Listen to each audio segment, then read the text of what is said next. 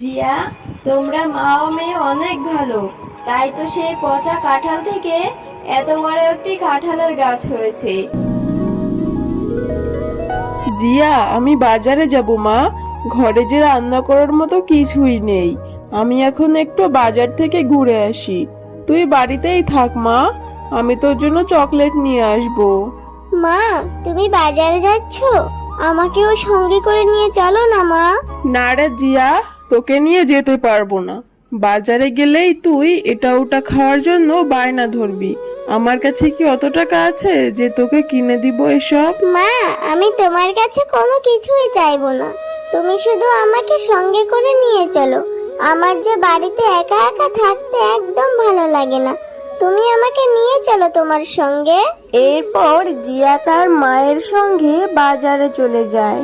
তার মা যখন বাজার করছিল তখন সে বাঘ মামার বিক্রি করা কাঁঠালের দিকে তাকিয়েছিল। মা, ও মা, ওই দেখো না, ওইখানে বাঘ মামা কি সুন্দর কাঁঠাল বিক্রি করছে। কাঁঠাল থেকে কত ঘ্রাণ আসছে। হ্যাঁ রে জিয়া, কাঁঠাল থেকে তো খুব সুন্দর ঘ্রাণ আসছে। কেন রে মা? ও মা, এইখান থেকে আমাকে একটা কাঁঠাল কিনে দাও না। আমার যে বড্ড কাঁঠাল খেতে ইচ্ছা করছে। ওই কাঁঠালের ঘ্রাণে মনে হচ্ছে কাঁঠালগুলো খেতে অনেক মজা হবে। দাও না মা একটা কাঁঠাল কিনে। আরে, আমি কি অত টাকা নিয়ে এসেছি নাকি যে কাঁঠাল কিনে দিব? যা টাকা এনেছি তা দিয়ে তো ঠিক মতো বাজারই করতে পারলাম না। আচ্ছা ঠিক আছে, আমি বাগমামার কাছে গিয়ে দেখি, বাকিতে যদি একটা কাঁঠাল দেয় তাহলে কিনে দিব, নয়তো আবার পরে। বাগমামা, আপনার কাঁঠালগুলো তো দেখে খুব ভালো মনে হচ্ছে। কি সুন্দর ঘ্রাণ বের হচ্ছে। তো বলছি, বাগমামা, আমাকে কি একটা কাঁঠাল বাকিতে দিবেন? আমি কিছুদিন পরে এসেই আপনার টাকাটা দিয়ে দিব। আরে ঝুমা, তুই এসব কি বলছিস? কাঁঠাল খেতে এসেছিস, তাও আবার বাকিতে? না রে, আমি বাকিতে কোনো কাঁঠাল দিতে পারবো না। কাঁঠালের যে অনেক দাম। বাগমামা, আমার মেয়েটা যে কাঁঠাল খাওয়ার জন্য বায়না ধরেছে, দিন না একটি কাঁঠাল। আমি আপনার টাকাটা যত তাড়াতাড়ি সম্ভব দিয়ে দিব। আরে ঝুমা, বললাম তো বাকিতে কাঁঠাল দিতে পারবো না। এখান থেকে যা তো, আমাকে বিরক্ত করিস না। বাগমামা, এভাবে কেন বলছেন? জিয়ার বাবা বেঁচে থাকতে আপনাদের সকলকে কতই সাহায্য করেছে, আর এখন আপনারা আমার সাথে এমন ব্যবহার করছেন। আচ্ছা ঠিক আছে, কোনো কাঁঠাল লাগবে না, চলে যাচ্ছি আমি।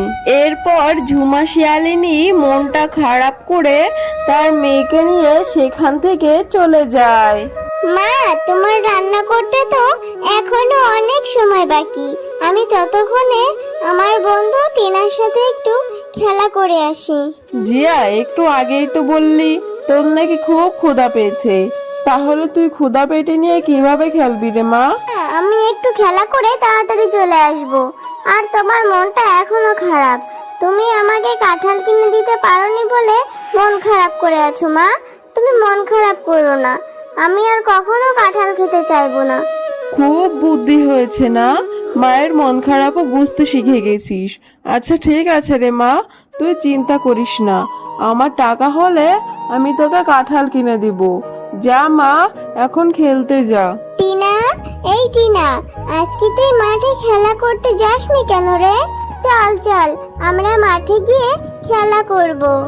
না রে জিয়া, আজকে আমি খেলা করতে যাব না।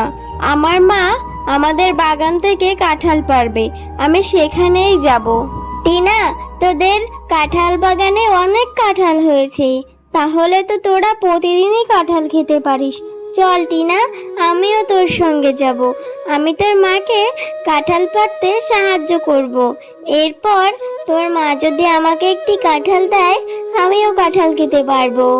আচ্ছা ঠিক আছে রে জিয়া, তাহলে চল, তুইও আমার সাথে চল। মা, তোমার কাঁঠাল কাটা কি হয়ে গেছে? দেখো না, জিয়াও এসেছে তোমাকে সাহায্য করার জন্য। জানো মা, জিয়ারা না কাঁঠাল খেতে পারে না কিনে। তুমি ওকে একটা কাঁঠাল দাও না মা। আমাদের এখানে তো কত কাঁঠাল পেকেছে।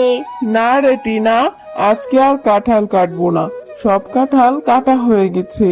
আর তুই এই ছোট লোক জিয়াটাকে কাঁঠাল দিতে বলছিস? একটা কাঁঠালের যে অনেক টাকা দাম। ওকে দিতে পারবো না। মা, এভাবে কেন বলছো? জিয়া তো আমার বন্ধু, ওকে একটা কাঁঠাল দাও না মা, ও যে কখনো কাঁঠাল খায়নি। আচ্ছা ঠিক আছে রে টিনা, তুই যখন এত করে বলছিস তাহলে জিয়াকে একটা কাঁঠাল দিয়েই দেই। এই জিয়া, এই যে দেখছিস একটা কাঁঠাল, এই কাঁঠালটা নিয়ে যা। একটু পচে গেছে, তবু বেছে বেছে ভালো অংশ খেয়ে নিস। কাকিমা, তুমি সত্যি বলছো? এই কাঁঠালটা আমি নিয়ে যাব? তাহলে তো ভালোই হবে কাকিমা, আমি এখান থেকে কাঁঠাল খেতে পারবো। এরপর জিয়া সে পচা কাঁঠালটা নিয়ে বাড়িতে চলে যায়। আরে জিয়া, সেই কখন গিয়েছিস আর এখন তোর আসার সময় হলো? আর এই পচা কাঁঠালটা কোথা থেকে নিয়ে এসেছিস? কাঁঠালটা থেকে কি গন্ধ বের হচ্ছে? কাঁঠালটা তো একদম পচে গেছে। এটা কেন নিয়ে এসেছিস? ও মা, এটা বাঘিনী কাকিমা আমাকে দিয়েছে, বলেছে ভালো অংশ পেলেই খেতে। তুমি এটা ভেঙেই দেখো না মা, ভালো অংশগুলো আমাকে বেছে বেছে দাও, আমি সেগুলোই খাবো। জিয়া, তুই এসব কি বলছিস? এই কাঁঠালটা তো একেবারে পচে গেছে, কি দুর্গন্ধ আসছে। এটা দেখে তো কোনোভাবেই ভালো অংশ পাওয়া যাবে না। এটা খেলে তো তুই অসুস্থ হয়ে যাবি, এরপর ডাক্তার এসে তোকে সুচ ফুটাবে। তুই এখনই এই কাঁঠালটা ফেলে দিয়ে আয় মা, আমার টাকা হলে আমি তোকে কাঁঠাল কিনে খাওয়াবো। আচ্ছা ঠিক আছে মা, আমার ডাক্তারের সূচে আবার অনেক ভয় লাগে, আমি এখনই কাঁঠালটা ফেলে দিচ্ছি। এরপর জিয়া সেই পচা কাঁঠালটা নিয়ে তাদের পুকুরেই ফেলে দেয়। মারে, এভাবে কেন বসে আছিস? কাঁঠাল খেতে পারিসনি বলে মনটা খারাপ? তুই মন খারাপ করিস না মা, আমার টাকা হলে আমি তোকে কাঁঠাল কিনে খাওয়াবো।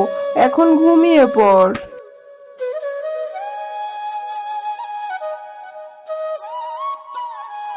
আরে, এই পুকুরে এত বড় একটি কাঁঠাল গাছ কোথা থেকে আসলো?